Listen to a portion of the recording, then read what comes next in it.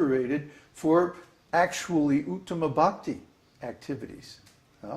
I want to have a nice temple worship program with artis and offerings for the deities, very opulent, nice ceremonies with beautiful music and dancing and all of that. So where is all that energy going to come from? That takes time and energy of many people to arrange a nice bhakti program. See? What we're doing now, we're in the formation stage of our community. We're in the planning stage. So what we have to plan is a way to establish an alternative community, an alternative economy, alternative culture that's based on these Uttama-bhakti principles. So if we can minimize the amount that we have to deal with the Ugra karma culture around us, that's much better. See? If we can say to the devotees, no, you don't have to go out and collect.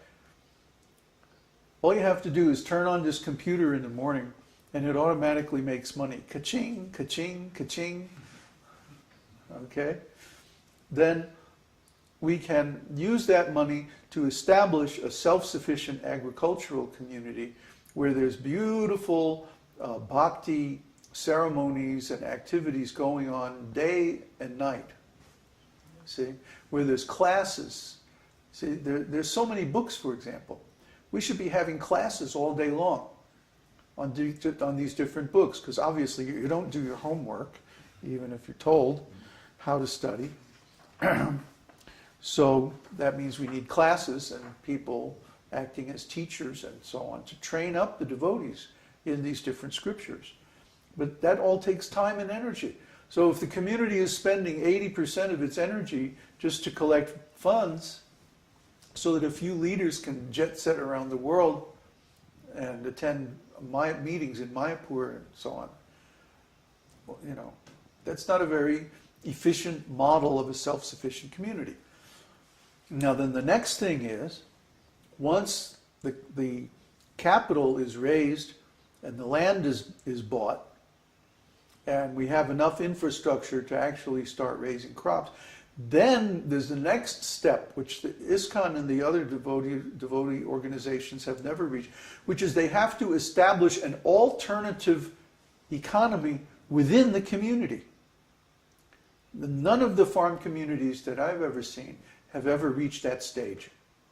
They still are basically extensions of the surrounding Ugra karma community, and the devotees still require to have money and stuff like that. We want to replace money, Ugra karma money, with a different kind of money, a different kind of exchange based on the produce of the land. Whatever the land will produce. If we're in the north, we might make it wheat. If we're in a wet country, we might make it rice. If we're here in Chile or Peru, we might make it quinoa, or whatever the ground will produce, whatever is the local staple food. We make that the measurement of human production. It's not that human production or human work is limited to raising grains, but actually raising grains, as we have found in our economic studies, is the most efficient way of turning human labor into energy. The amount of calories that you get from raising grain is the most efficient, or I should put it the other way around. The number of calories that you invest in raising grain yields the highest number of calories of energy of any occupation on the planet. Farming is the most efficient way of engaging human labor. Now, that doesn't mean that other kinds of human labor are unnecessary. There's still a need for not only raising grain, but raising cows and spices and vegetables. And not only those things, but making clothes and making houses. And not only those things, but also cultivating spiritual knowledge. See, these are the 4 departments of our Varnashram civilization. The Brahmins come first. The Brahmins have to exist The Brahminical culture, the Brahminical activities and work have to exist, otherwise you don't have Vedic culture. So the Brahmins are the head, right? And then the arms. The arms are the Kshatriyas, the administrators, who organize everything and regulate the activities of the other sections of the society. Then there's the Vaishyas. The Vaishyas are considered the belly of the society, and they're the ones who do the farming or manage the farming and the business. And then there are Shudras, who are like the legs of the society, and they're the ones who do most of the actual physical labor. So you have maybe 10% or less of the society engaged in teaching, administration, and business management. The other 90% of the society is doing the labor, right? And they are getting actually the benefits of the service of the other 10%. Okay? So we want to have a community that is both a self-sufficient agricultural community and a world-class university of higher knowledge to explain all these things to people. We want to train up, our real goal is to train up people who can go out and start similar communities in other parts of the world. We don't want to have a big community. It's too much trouble to manage the whole thing. We want to have a relatively small community, but our community has a great deal of influence because it hosts classes for international students to learn how to duplicate the same scheme in any condition all over the world.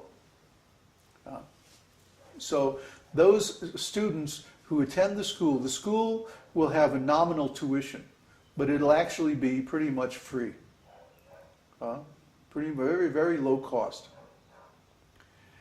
And the students who attend, however, they will have an obligation. By accepting, and of course the residents who live in the community, they'll get this education free.